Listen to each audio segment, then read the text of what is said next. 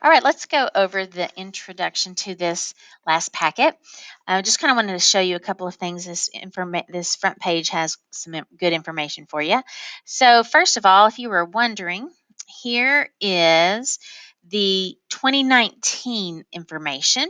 2020 was so different that I didn't think that it was necessarily representative.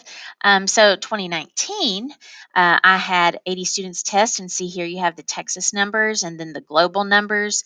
You can see what the average score for our Aledo High School was, Texas, and the whole college board. Okay. I had 75% of my students make a 3 or higher, and that was actually down from the previous year where there was 82%. So I like to stay around that 80% passing because in Texas was here at 53. Globally, it's typically 58 to 60% passing. So again, I like to be at that 80-ish mark. So we were a little low on that year. So here was the distribution of the scores. The 1 and 2 are not passing. 3, 4s, and 5s would be considered passing. And then you can see the number of students that got those. You can see the percentages. So we were about this global, same as nationally. On the 5s, we're a little higher, a little lower, but then much, much higher on the 3s, and lower, of course, on the 1s and the 2s. Now, I just thought it was curious. I ran a statistics test. I thought, hey, let's compare the average of all Alito students' scores and the average of all the College Board tests taken in AP statistics. So, of course, our null hypothesis, if our students were the same as everybody that took the test, or is the average for our students significantly greater? Is it so much greater it's better than just sampling variability? Well, yes, we got a t-score of 2.32.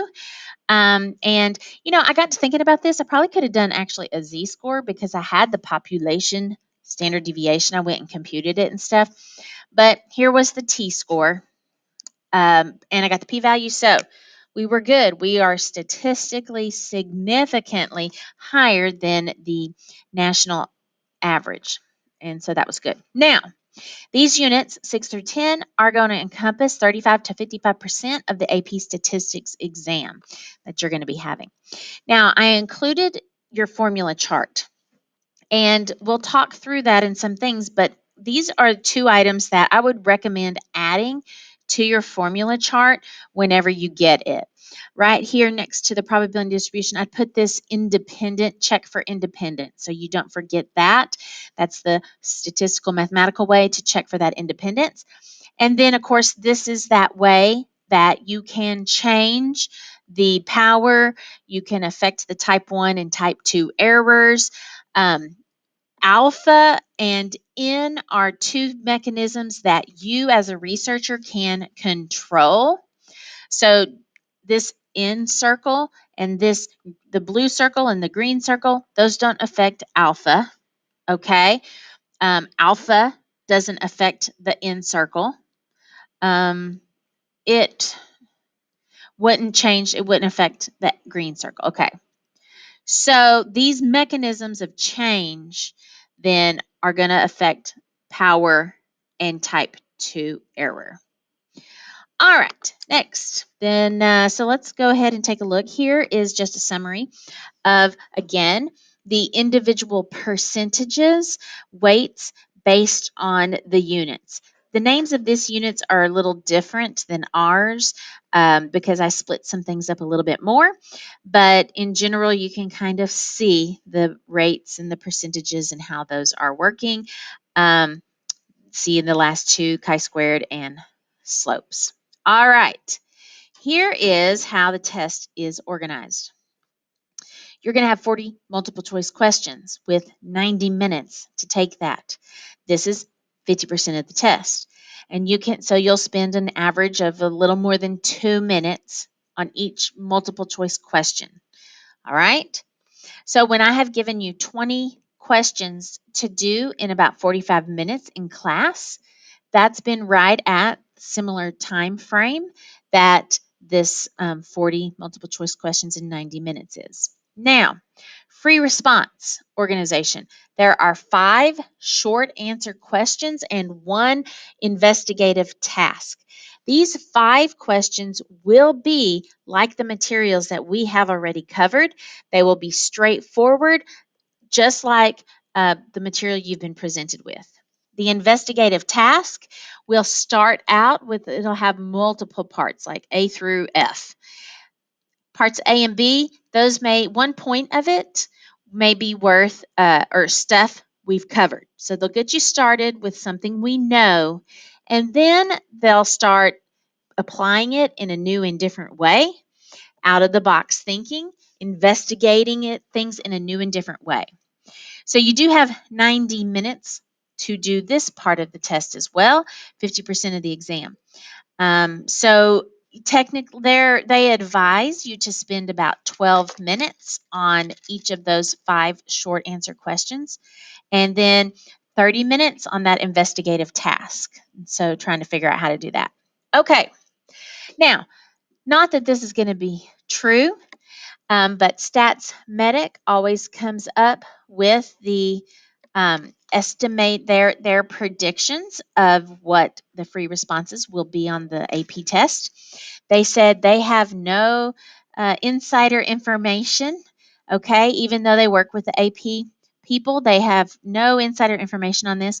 So we can talk about these at some point, but they're suspecting that. So here's the 1, 2, 3, 4, 5. So these would be the 5 tests or problems that are the first 5. And then here's what they think that might be on an investigative task.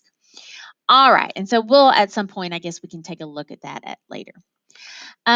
Here is typically the percent that you need to get correct to get that particular AP score. So you need to have 70% or more of the test scoring to make a 5. Between a 57, I usually say a 60 to a 70 for a 4, because it varies from year to year. So I know I'll be safe if I tell you you need to make at least a 50 to have a 3, but it varies from year to year. I think one year a 3 was as low as like 37%. Okay, because they adjust it so that these are the percentages that they have for the scoring distribution, similar percentages year after year. Oh, these were actually the ones that happened in 2020, by the way.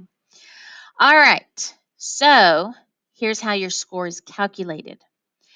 You get your number correct out of those 40 multiple choice questions. Each question is worth 1.25 points. And so then this would give you a score. So this will count as up to 50 points, which is a 50%. Section 2, the free response. So for each free response question, you get up to 4 points. They're scored 4 points in each one of these sections, in all of them. And then you can see how they are weighted. They tell you to not round. Notice the investigative task is the most heavily weighted one. And so then you sum all of those up, and that's up to 50 points if you did a perfect score. Then you'll add those to get your total. And they tell you about not rounding until the very, very, very end. Here was another estimate of the conversions. See, look, one time, I think these were the score distribution in 2007. A 37, something as low as a 37 was a score of a 3. So it's very interesting that year. All right. I think that pretty much lays the foundation for your AP testing, the way that the test is organized and everything. And so then we'll get into this last half of the school year's units to review you for the AP test.